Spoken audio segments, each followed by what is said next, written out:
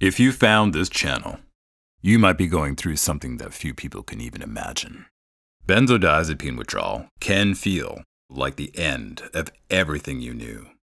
I know, because I've been there. And if you're in that space now, this space is for you.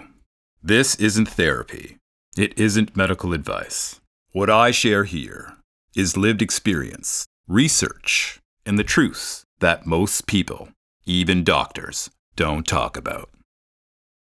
When you feel like you're losing yourself, when the waves hit hardest, you need more than a textbook.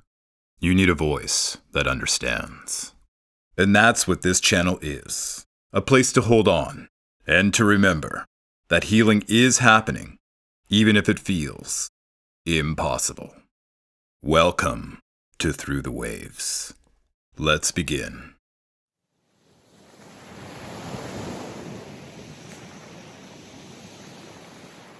Welcome back. Before we begin, if you're still listening to this and still in the thick of withdrawal, if you're in what feels like protracted hell that seems endless, where every day bleeds into the next, I want you to know that I see you. You might be months, even years into this. You may feel like you're never healing, that every symptom is permanent, that your brain has forgotten how to recover.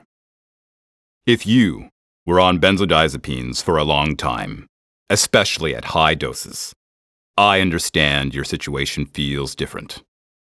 That's actually where my story comes from. I suffered from many years of clonazepam use at extremely high doses. When I finally came off, I didn't know if healing was even possible, but it is. Even when you can't feel it. Even when every day looks the same, healing is happening, quietly beneath the surface. It's slow, non-linear, and unpredictable. But it does happen. So please hold on. Just hold on. Because one day, the chaos begins to fade. When the intensity finally begins to loosen, there is a strange quiet. Not peace, not yet, but a pause. The nervous system starts to exhale just slightly. You might still shake, still burn, still startle easily. But something is different. The noise isn't as deafening. The panic doesn't always spike to 10. You can feel tiny breaks in the storm. That's the beginning of becoming again. Those first small pockets of stillness where the body starts to trust that the world might be safe again. The first time you really see yourself again after withdrawal, it can be unsettling. I remember looking in the mirror and feeling like I was staring at someone I didn't recognize. Eyes tired but deeper, aged but more real somehow. There was grief there, but also strength. You don't go back to who you were before benzos. You can't. Too much has changed. But you start to meet yourself again, piece by piece. You learn what triggers you, what soothes you, what music feels safe, what food your body can handle. It's like learning to live in your body for the first time. When emotion begins to return, it's raw. After so much numbness and fear, suddenly you can cry again, not from pain, but from relief. Music can move you. Sunlight doesn't feel like a threat. Even laughter feels foreign but precious. The world begins to have texture again. Colors, sound, taste. They all start to mean something. That's your brain rebuilding its emotional circuitry. Healing doesn't arrive like a sunrise. It creeps in through moments like these. Quiet, almost invisible, but very real. The hardest part of this stage isn't the body. It's the fear of it.